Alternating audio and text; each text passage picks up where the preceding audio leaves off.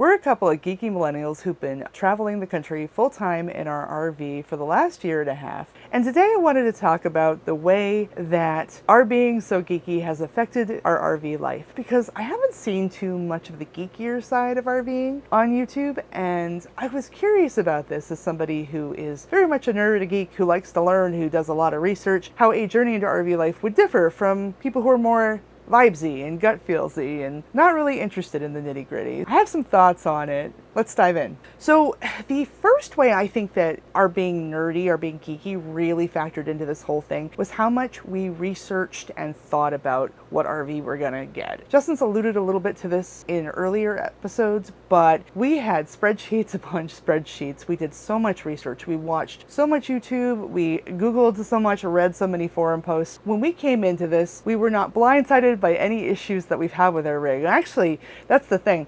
If you look at our channel, we've had a lot of things break on the rig that we've repaired ourselves. We've even made a playlist of things that broke and also of the repairs we did. And I had some people sometimes be like, just like kind of laughing at us, mocking us about this situation. But we knew that going in, we had expected that because it was a well-known fact that, RVs have their issues in general, and especially in 2020 after the big boom, after everybody got cabin fever and was looking for outdoorsy activities during the pandemic, there were a lot of people who started RVing, either part-time or full-time. Especially with the remote work, full-timing became a lot more viable. And because of that boom, and because of supply chain issues, and a lack of workers, and many other reasons, some people believe some price gouging may have been happening as well. Allegedly, just my opinion, I'm not a lawyer. There were some corners cut. And there have been some quality issues. They've been noticeably a little jankier than the pre-pandemic ones. And we knew that we were buying something 2023, we'd run into it. But we knew it was likely to happen, so Justin did a lot of research on how to inspect and diagnose issues on YouTube proactively, preemptively, so that he could identify things as we went along, so that he wouldn't be blindsided by things, that broken things wouldn't be festering undetected and causing more damage. So the thing is, Justin has really caught things early whenever we've had issues, and that's part of why we've been able to fix things. And we also were able to set a realistic budget, so we knew that we shouldn't have all our money wrapped up in the RV and the campsites, because we knew we needed a budget for fixing things or paying someone to fix it, and or hotel stays if we were unable to stay in our rig while things were being fixed. So it wasn't as nasty of a shock. We knew it was going to happen, and we actually feel pretty okay about it. About what we expected was going to break, did, and we were able to fix it all. So for us, that's great. And we also had researched a lot about full timing logistics, like how you get packages and the legalities of things and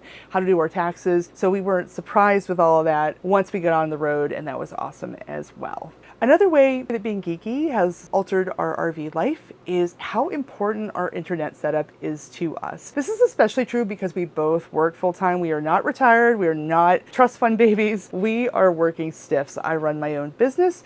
Justin has a job. He's a remote worker in tech. So he has deadlines. He has responsibilities at work. I'm a little bit more flexible in my timing and things, but I still have customers I have to be accountable to, and consultants and people I work with. So being able to be connected to the internet reliably was a must. And we've actually done a video where Justin shows our internet setup and talks a little bit about the thought process and how we feel about it. But, spoiler alert, we were hoping to have a setup where he wouldn't have issues, like where he wouldn't be in trouble with work ever because of connectivity. Obviously, it's gone really well because he not only has retained that job, but he got promoted while we were working remotely from an RV. So clearly there were no issues. His performance has been exemplary. The next way that being geeky has influenced our RV life also has to do with the internet, and that is that it has been very easy for us to stay connected to our family and friends.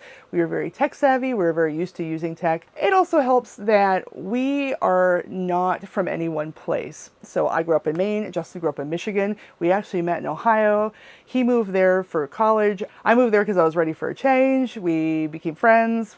We were friends for a little while. We married.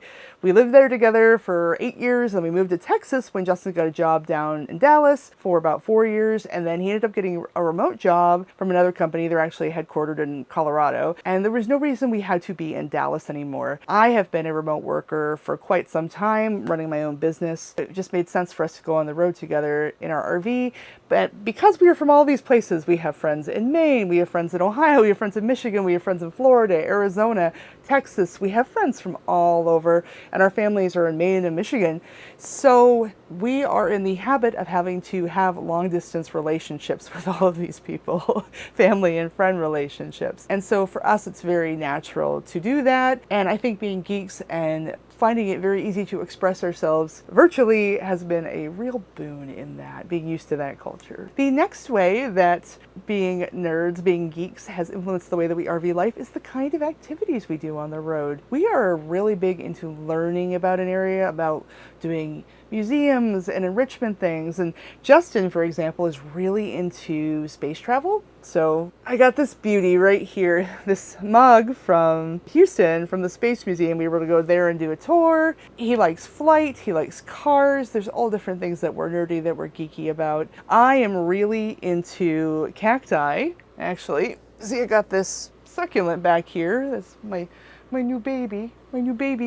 So for me, it was really important that we see a lot of desert biomes. So we went to the Mojave Desert Preserve. We were in the area where the saguaros grow in southern Arizona. We've been to all different kind of deserty places. I'm interested in lots of things. We're always up for a good museum or a good learning opportunity. It's not necessarily for us about the bucket list and checking everything off and having a badge to wear it. We're both lifelong learners and we want to learn about things, and it's been really cool as we've gone to these different places. We're both big readers. It's really funny now because we've been so many places that it's very rare for either of us, if we're reading a book or we're watching a movie about somewhere, that we haven't been there. In the US anyway. We've traveled a little bit internationally, not as much as we like. We're going to be doing more of that later on, I think, as we can afford to. But as far as the continental US, we've been pretty much everywhere. We've been to Alaska as well together, and we're probably going to get to Hawaii the next couple of years, but we've been pretty much everywhere in the US. And so we'll read about things and it's like, we'll get it instantly. People are talking about areas, which is really cool. And the final way that being geeky tends to affect our RV life is pulled into that. I am extremely geeky about our travel. I do constant research about every area we go to, even as the passenger. Even on travel day, we'll go through an area and I'm like, this looks really interesting. I'll start Googling facts about the area. I'll learn why the town has that name. I'll learn about the history, what it used to be like 100 years ago. Who are famous people from that town? I am like, if you've ever seen VH1's pop-up video, I'm like pop-up video for facts on travel days, always, even if we're not going somewhere or we're staying any length of time.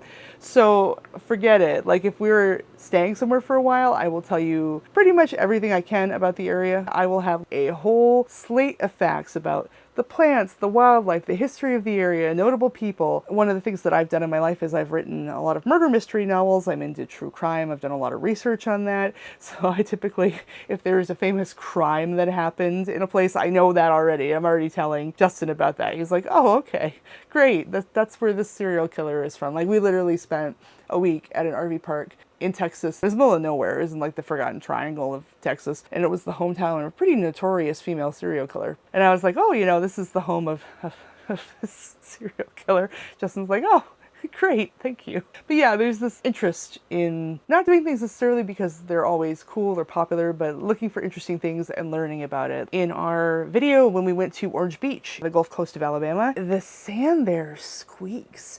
And there's a whole reason about it. And like I got really into why the sand squeaked there and why it didn't squeak other places. And, when we were in southern Arizona, I got into how saguaro plants grow and how they differentiate and decide what shape they want to take. Those big cacti, the ones that look like humans with their hands up. That's really fun for me versus kind of, okay, we're going to go on the guided tour. We're not going to ask any questions. We're not going to look anything up. We're going to do X, Y, Z and kind of checklist. I want to learn and I want to see. And, a lot of times I'll take that with me so that I can enjoy it when I'm reading a book, like I was saying before, or I can put something as research into one of my books in the future. So, enrichment.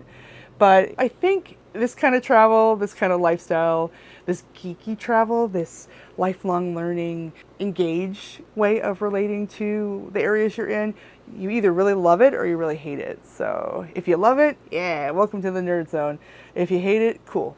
Cool, we just won't travel together. But it's been a big factor for us. It's been pretty awesome, to be honest, to just have new places to look up all the time and to explore. And then you come back and then you have different things you want to see the next time, and it's been awesome. So yeah, you know what, I'm a geek. I don't know if I would change it at this point if I could, and I don't think I could change it. And I think that RV life has something for everyone, whether you're a geek, whether you're, what is the opposite of a geek? An anti-geek? Whether you're not interested in all that, you know, I think it has something for everyone. And regardless of what kind of geek you are too, right? And I think that's part of the beauty of RV life. Something for everyone. Anyway, it's been great talking to you as always. Thanks for watching, and I'll see you in the next video.